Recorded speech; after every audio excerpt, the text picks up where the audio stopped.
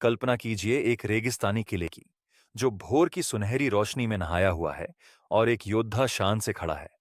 उसकी आंखें आग से भरी हुई हैं। यह है राजस्थान और यह कहानी है महाराणा प्रताप की। एक ऐसी कहानी जो आज भी हमें प्रेरित करती है। चलो धमाके से शुरू करते हैं। आज हम बात करेंगे महाराणा प्रताप की, उनकी शूरवीरता की, उनके बलिदान की। क्यों उनका नाम आज भी इतना सम्मान से लिया जाता है? क्यों उन्होंने इतने बड़े साम्राज्य के सामने झुकने से इनकार कर दिया? चलो पता लगाते हैं।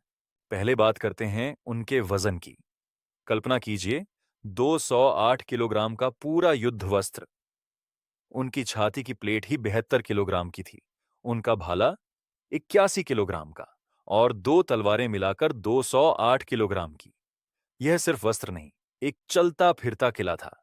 यह सिर्फ एक आदमी नहीं, एक शक्ति थे। 16वीं सदी का भारत, मुगल साम्राज्य के शासन में अकबर की ताकत के आगे बड़े बड़े राजा झुक गए, पर मेवाड़, उदय सिंह द्वितीय और फिर उनके बेटे प्रताप ने हार नहीं मानी। मुगलों मेवाड़ को नियंत्रित करना चाहते थे, लेकिन प्रताप ने संघर्ष का रास्ता चुना।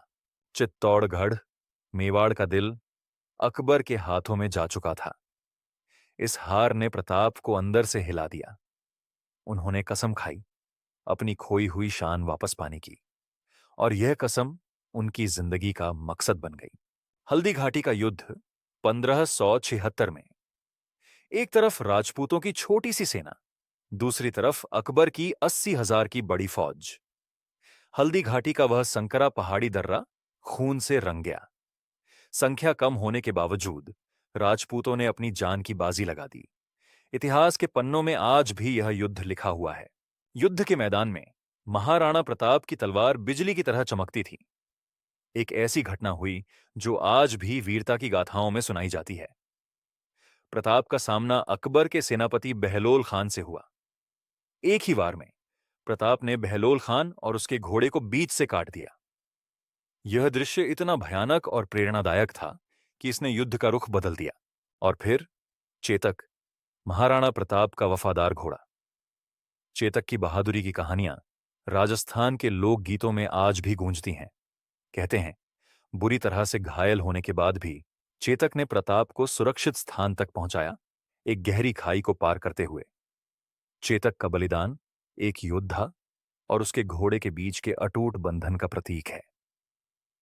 चेतक ने 22 फुट चौड़ी खाई को पार किया। यह कहानी आज भी लोगों के दिलों में बसी हुई है। हल्दी घाटी के बाद प्रताप ने हार नहीं मानी। वह अरावली पहाड़ियों में चले गए और छापामार युद्ध की रणनीति अपनाई। कठिन जीवन जीते हुए उन्होंने और उनके साथियों ने बहुत मुश्किलों का सामना किया। उन्होंने जंगल में रहना और जड़ फल खाना पसंद किया। उनकी यह जिंदगी उनकी दृढ़ इच्छाशक्ति और हिम्मत का सबूत है। उन्होंने भील जनजातियों का साथ पाया, जो इस इलाके के माहिर थे। उनके कौशल प्रताप के छापामार अभियान में बहुत काम आए। यह गठबंधन उनकी अलग अलग लोगों को एक साथ लाने की क्षमता को दर्शाता है। महाराणा प्रताप की विरासत सिर्फ उनके युद्ध तक सीमित नहीं है। वह हिम्मत, स्वतंत्रता और देशभक्ति का प्रतीक है। उनकी कहानी स्कूलों में पढ़ाई जाती है, लोकगीतों में मनाई जाती है और लोगों के दिलों में बसी हुई है। वह एक राष्ट्रीय नायक हैं, जुल्म के खिलाफ प्रतिरोध का प्रतीक। उनकी मूर्ति उदयपुर में शान से खड़ी है, उनकी अटूट हिम्मत की याद दिलाती हुई। उनका प्रभाव पूरे राजस्थान में महसूस किया जा सकता है, जहां उनका नाम बहादुरी और सम्मान का पर्याय है। यह जरूरी है कि हम तथ्यों और मिथकों को अलग करें। किंवदंतियां कहानी को और दिलचस्प बनाती हैं, लेकिन इतिहास की सच्चाई को भी समझना चाहिए। उनके वस्त्र का वजन, चेतक की कूद, सैनिकों की संख्या, यह सब समय के साथ बढ़ा चढ़ाकर बताया गया है, लेकिन उनकी कहानी का सार नहीं बदलता। एक आदमी जो आजादी के लिए लड़ा, एक योद्धा जो कभी नहीं झुका। इतिहासकार आज भी उनके जीवन का अध्ययन कर रहे हैं, खंडित अभिलेखों और मौखिक परंपराओं से सच्ची कहानी को जोड़ रहे हैं। चल रहा शोध हमें उनके युग की जटिलताओं और उनके द्वारा सामना की जाने वाली चुनौतियों को समझने में मदद करता है। महाराणा प्रताप की कहानी सिर्फ युद्ध और वीरता की कहानी नहीं है। यह लचीलापन, बलिदान और स्वतंत्रता के लिए एक अटूट प्रतिबद्धता की कहानी है।